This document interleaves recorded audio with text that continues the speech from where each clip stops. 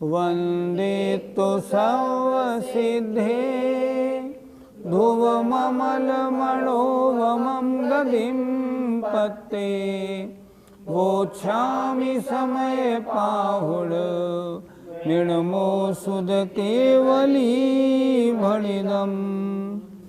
पंच परमेष्टि भगवान की जय।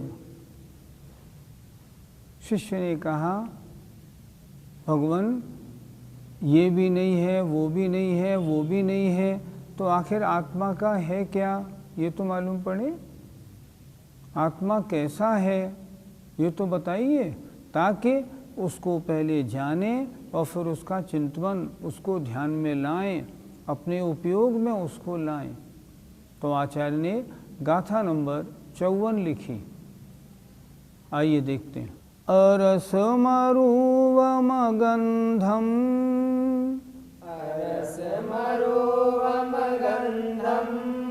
अवत्तं चेदना गुणमसद्दम्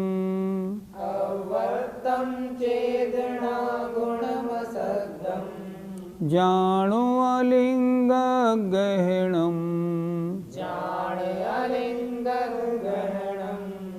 जीवमणिदिट्ठ संठाणम्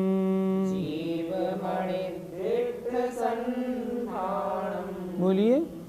अरसमरूपमगन्धम् अवत्तं चेदना गुणमसद्दम् जानुअलिङ्गगहनम् जीवमणिदिट्ठ संठाणम् अरसमरूपमगन्धम् अवत्तं चेदना गुणमसद्दम् जानुअलिङ्गगहनम् जीवमणिदिट्ठ संठाणम्। तो फिर वो जीव द्रव्य क्या है, कैसा है, आचार्य बहुत अच्छी तरह बता रहे हैं। उस जीव में क्या है क्या नहीं है बताइए। तो कह रहे हैं अरसम रस रहित है, अरूपम रूप रहित है, अगंधम गंध रहित है, अव्यक्तम अव्यक्त है, स्पर्शन इंद्री से भी नहीं जाना जाता, चेतना गुणम चैतन्य गुण वाला है, असद्दम शब्द रहित है, और क्या है, जानो, किसको, जीव को। कैसा जानो, अलिंग गहनम, लिंग कहते हैं चिन्ह, अलिंग गहनम किसी चिन्ह से उसके द्वारा ग्रहण नहीं होता। और कैसा है, जीवम, वह जीव कैसा है, अनिर्दिष्ट संठानम, निर्दिष्ट संस्थान माने आकार वाला भी नहीं है। कैसा है जीव, ऐसा है। कैसा है, उसमें देखिए अरसम, रस नहीं, अरूपम, उसका कोई रूप, काला पीला नीला लाल कुछ नहीं, अगंधम, उसमें सुगंध दुर्गंध भी नहीं, अव्यक्तम, व्यक्त, स्पर्शन इंद्री से नहीं जाना जाता, ठंडा हल्का भारी कुछ नहीं, चेतना गुणम, चैतन्य गुण वाला है, अर्थात ज्ञान दर्शन जानने देखने वाला वो जीव है, असद्दम शब्द रहित है, अलिंग गहनम किसी चिन्ह से उसका ग्रहण नहीं हो सकता। षटकोण है, गोल है, लंबा है, चौड़ा है, इतना लंबा है, ऐसा नहीं होता। अनिर्दिष्ट संठानम, और निर्दिष्ट आकार नहीं है। अलिंग गहनम में हम ले सकते हैं उसका कोई चिन्ह नहीं जिससे आप उसे पकड़ सकें, और अलिंग और अनिर्दिष्ट संठानम में उसका कोई निर्दिष्ट आकार नहीं। जीव कैसा होता है, ऐसे आकार वाला होता है, नहीं ऐसा नहीं होता। जीवम जानो, उसे तुम जीव कैसा है ऐसा जानो। बहुत सरल शब्दों में आचार्य कुंद कुंद महाराज ने समझाया है। ये जो गाथा है, ये गाथा आचार्य कुंद कुंद महाराज को बहुत बहुत ज़्यादा पसंद है। इसलिए उन्होंने जितने 84 पाहुड़ लिखे, उनमें जितने शास्त्र वर्तमान में मौजूद हैं, उनमें से 4 शास्त्रों में यही गाथा जैसी की तैसी उन्होंने दी है। आचार्य कुंद कुंद महाराज को शुद्ध आत्मा की चर्चा में बहुत आनंद आता था। तो वो शुद्ध आत्मा कैसी है? ऐसी है, उसमें ये चीज़ें नहीं पाई जाती, ऐसी है। आइए अर्थ देखें। जो रस रहित है, रूप रहित है, गंध रहित है, इंद्रियों के अगोचर है, अर्थात इंद्रियों से जानने में नहीं आती, चेतना गुण से युक्त है, शब्द रहित है, किसी चिन्ह या इंद्रिय द्वारा ग्रहण नहीं होता और जिसका आकार बताया नहीं जा सकता, उसे जीव जानो। जीव ऐसा होता है। आचार्य ने बहुत अच्छी तरह समझा दिया। इन सब जहाँ रूप रस गंध दिखाई पड़े, समझना ये तो जीव है ही नहीं। शरीर दिख रहा है, हाँ इसमें तो रूप रस गंध है, नहीं ये जीव नहीं। जीव क्या है? जो जानने देखने वाली शक्ति है, वो जीव है। उसमें ये रूप रसगंध स्पर्श नहीं होते। पंडित जी, आत्मा में रूप रस गंध वर्ण स्पर्श क्यों नहीं पाए जाते? तत्वार सूत्र जी में एक सूत्र दिया है, स्पर्श रस गंध वर्णवंतः पुद्गलाः। जो स्पर्श रस गंध वर्ण वाले होते हैं वे पुद्गल कहलाते हैं। यहाँ चर्चा हो रही है जीव की, और ये स्पर्श रस गंध वर्ण किसमें होते हैं? ये होते हैं पुद्गल में।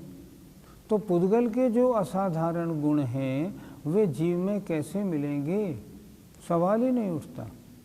इससे ये भी बात स्पष्ट हो रही है, जो चीज़ आपको दिखाई दे रही है, जिसमें रूप है, रस है, गंध है, छूने में आ रही है, ये चीज़ें जीव नहीं हैं।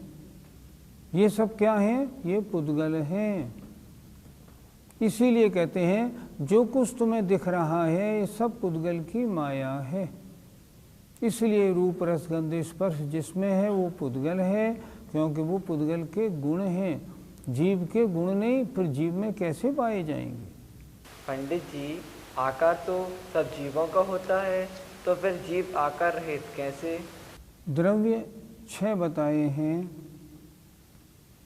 द्रव्यों का आकार होता है, जैसे धर्म द्रव्य का आकार लोक के बराबर, अधर्म द्रव्य का आकार लोक के बराबर, काल द्रव्य अणु के बराबर एक प्रदेश में रहने वाला, आकाश उसका तो कोई अंत ही नहीं है। तो जीव कैसा है? जीव का कोई निर्दिष्ट आकार नहीं है। आत्मा कैसा है? जिस शरीर में जाता है उस आकार वाला बन जाता है। और वैसे देखो तो असंख्यात प्रदेशी है, प्रदेश के हिसाब से लोक के बराबर है, पर संकोच विस्तार स्वभाव होने के कारण उसका कोई निर्दिष्ट आकार नहीं। यहाँ कहा है अनिर्दिष्ट संठानम, निर्दिष्ट आकार वाला नहीं। या ये कहें उसका समझतर संस्थान हो, हुंडक संस्थान हो, ऐसा कोई उसका संस्थान नहीं होता। क्यों नहीं होता? क्योंकि संस्थान तो शरीर का होता है। आत्मा अलग, शरीर अलग, दोनों अलग अलग, इसलिए उसका कोई संस्थान नहीं होता। किसी चिन्ह से भी पकड़ में नहीं आ सकता कि आत्मा उस चिन्ह वाला आत्मा होता है, नहीं, ऐसा भी नहीं होता। इसलिए इसमें बताया है आत्मा में ये बातें नहीं पाई जाती। पंडित जी, क्या आत्मा इंद्रियों से जाना जा सकता है? हमारी इंद्रियां मात्र मूर्तिक पदार्थों को जानती हैं, और वो मूर्तिक पदार्थ पुद्गल के एक एक गुण को जानती हैं। आत्मा मूर्तिक नहीं है स्वभाव से, इसलिए आत्मा को इंद्रियों से द्वारा नहीं जाना जा सकता। अगर वो वर्ण रस गंध आदि उसमें होते, अगर उसमें रंग होता तो आँख उसको पकड़ती। जब उसका कोई रंग ही नहीं है जब उसमें रूप रस गंध स्पर्श नहीं है तो इंद्रियों के विषय आत्मा नहीं होती। पंडित जी, क्या निगोदिया की आत्मा भी ऐसी होती है? जीव कोई भी हो, चाहे निगोदिया हो चाहे सिद्ध भगवान हो, निश्चय ने से वास्तव में उनका स्वभाव स्वरूप कैसा है, रूप रस गंध स्पर्श वाला नहीं। सारी आत्माएं, जितनी आत्मा संसारी हो या मुक्त हो, गुणों की अपेक्षा तो समान हैं। अंतर ऐसा है, जिन्होंने गुणों के आवरणों को नष्ट कर दिया वो सिद्ध बन गए हैं, और जिन्हों के गुणों के ऊपर आवरण है वो संसारी है। लेकिन आत्मा कितने गुण वाली है, सारी आत्माएं समान हैं। निगोदिया की आत्मा में एक गुण कम नहीं, सिद्ध भगवान की आत्मा में एक गुण ज़्यादा नहीं, पर व्यक्त और अव्यक्त का सवाल है। बाकी निगोदिया की आत्मा और सिद्ध भगवान की आत्मा निश्चय ऐसे तो समान है। हम संसारी जीव मति ज्ञानी श्रुत ज्ञानी हैं, हमारे द्वारा आत्मा कभी नहीं देखा जा सकता। आचार्यों ने स्पष्ट लिखा है, जो ये कहते हैं हमको आत्मा स्पष्ट दिखती है, ये बिल्कुल गलत। परोक्ष ज्ञान के द्वारा आत्मा का दर्शन नहीं होता, बस आगम के अनुसार उसकी अनुभूति हो सकती है, दर्शन नहीं हो सकता। अब बात आई अवधिक ज्ञानी मनप्रिय ज्ञानियों की। क्या ये आत्मा को देखते हैं, ये रूपी पदार्थ को जानते हैं? तो रूपी पदार्थ आत्मा संसार अवस्था में रूपी है, इसलिए संसार अवस्था की रूपी आत्मा को अवधि मनप्रिय ज्ञान जानता है। लेकिन मुक्त आत्माओं को जानने वाला मात्र केवल ज्ञान है और कोई नहीं। मुक्त आत्माओं को केवल ज्ञान के द्वारा देखा जा सकता है, अन्य ज्ञान के द्वारा नहीं देखा जा सकता। पर ऐसा नहीं समझना, जो केवल ज्ञान अशुद्ध आत्माओं को नहीं जानता। जितने भी द्रव्य हैं, शुद्ध हों या अशुद्ध हों, उनकी त्रिकालवर्ती अनंतानंत पर्यायों को केवल ज्ञान एक साथ जानता है। संसारी जीवों को भी, मुक्त जीवों को भी, सबको जानता है। केवल ज्ञान की तो महिमा ही न्यारी है। आइए इसका पद्यानुवाद देखते हैं। आत्मा सचेतन अरूप अगंध प्यारा, अव्यक्त है अरस और अशब्द न्यारा, आता नहीं पकड़ में अनुमान द्वारा, आकार से रहित है सुख का पिटारा। तो फिर जीव है कैसा, इसके बारे में आचार्य अब अच्छी प्रकार 6 गाथाओं को एक साथ दे रहे हैं। आज उनमें से केवल एक गाथा हम करेंगे, गाथा नंबर 55।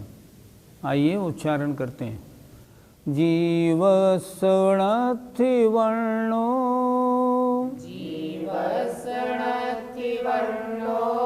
न विगंधो न विरसो न वियफासो,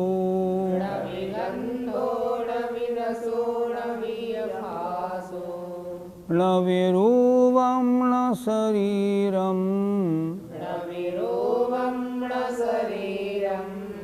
न विसंठानं न संगणनं,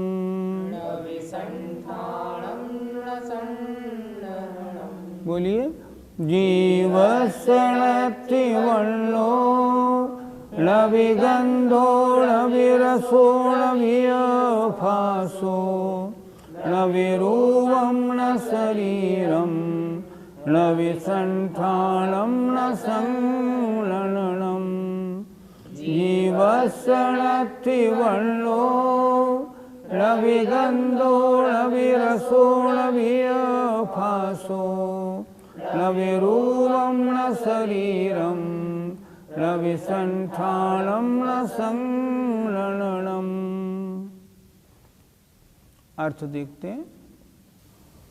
जीवस्स, जीव के, णथि वर्णो नहीं है वर्ण, वर्ण कलर रंग, न विगंधो गंध भी नहीं है, णवि रसो रस भी नहीं है, णवि अफासो और स्पर्श भी नहीं है, णवि रूपम रूप भी नहीं है, न शरीरम शरीर भी नहीं है, न विसंठानम आकार भी नहीं है, न संलग्नम सहनन भी नहीं है।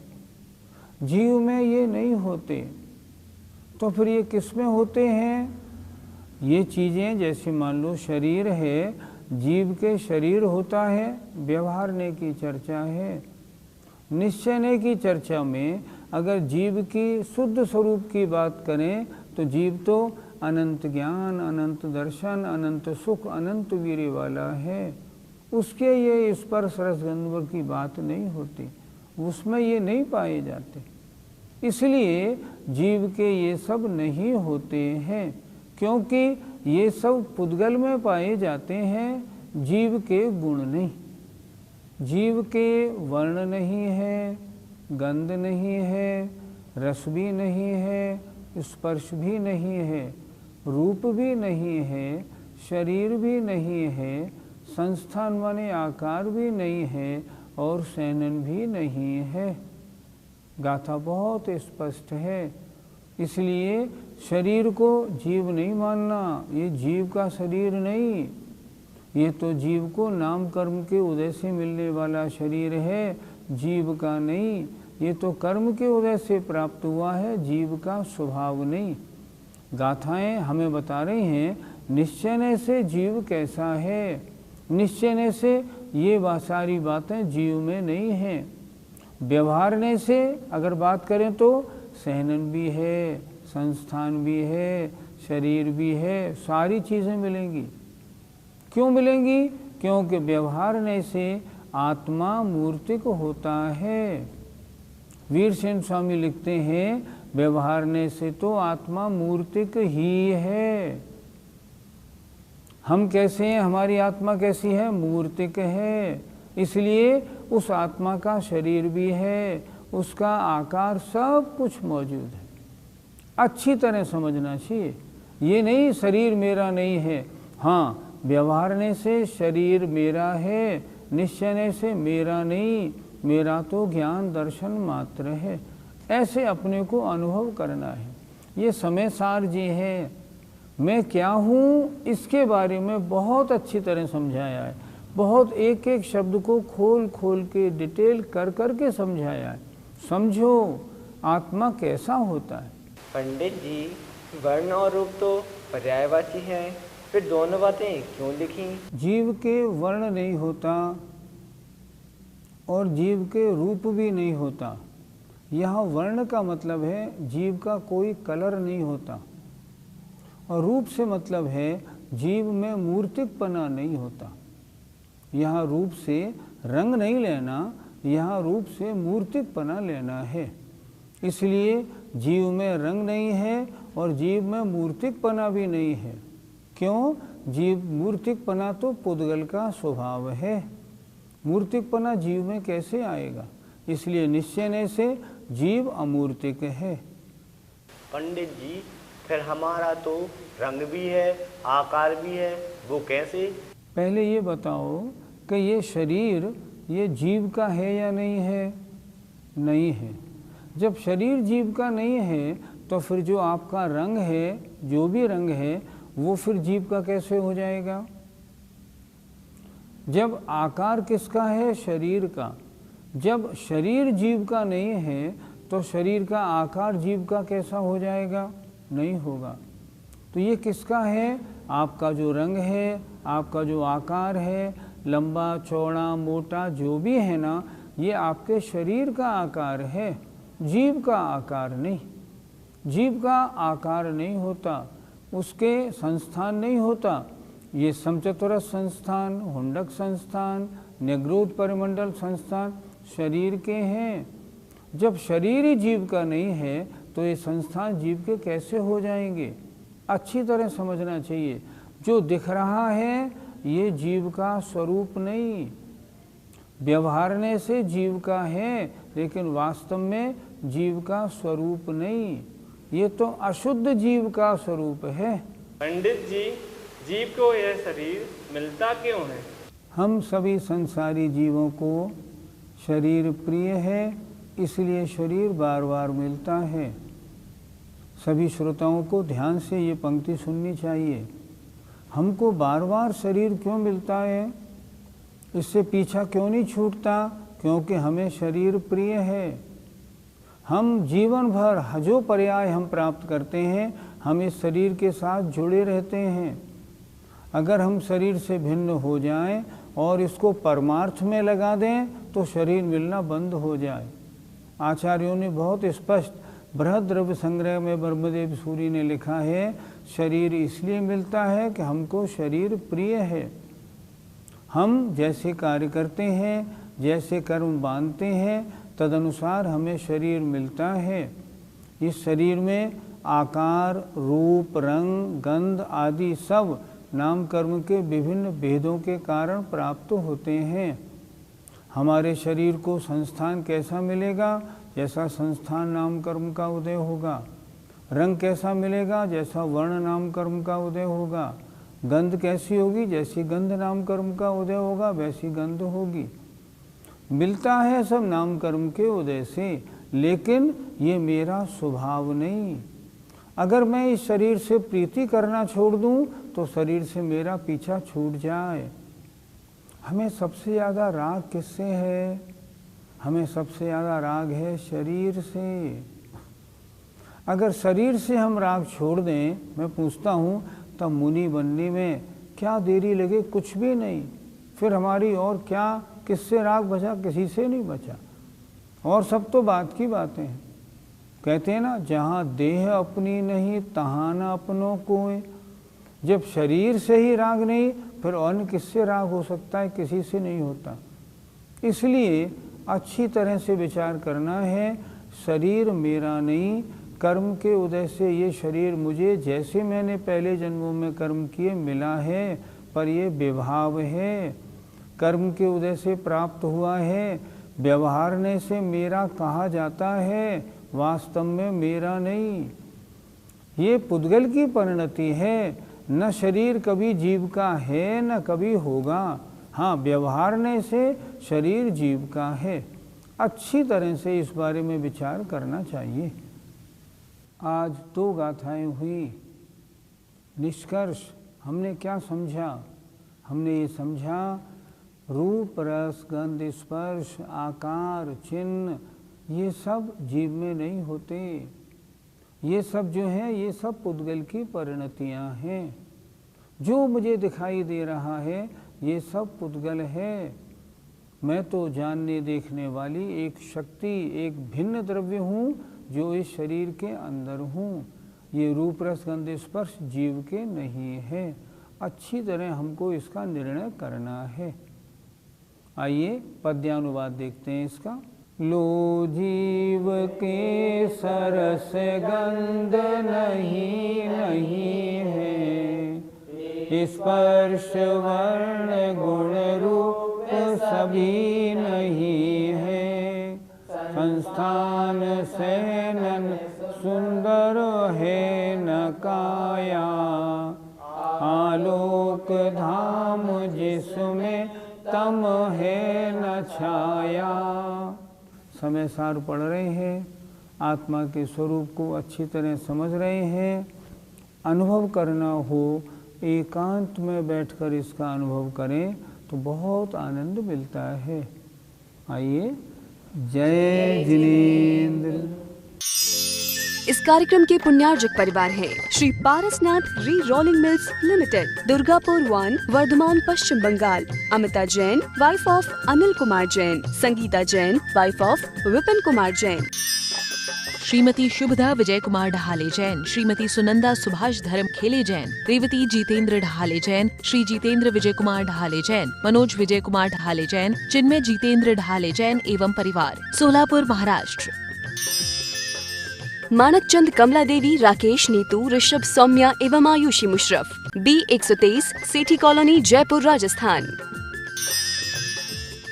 प्रेरणा जैन, रानी जैन, JP जैन, अहोरा नगर, अडाजन, सूरत, गुजरात। श्रीमती सुगंधा कमाते, वाइफ ऑफ बाबरू वाहन कमाते, पुणे, विकास एवं विद्या कमाते, USA। श्री 1008 पार्श्वनाथ दिगंबर जैन मंदिर 344/4 गोविंदपुरी महिला मंडल, गोविंदपुरी कालका जी, नई दिल्ली 19। हितेश हसमुखलाल शाह, माता रमीलाबेन परेख, वडोदरा, गुजरात।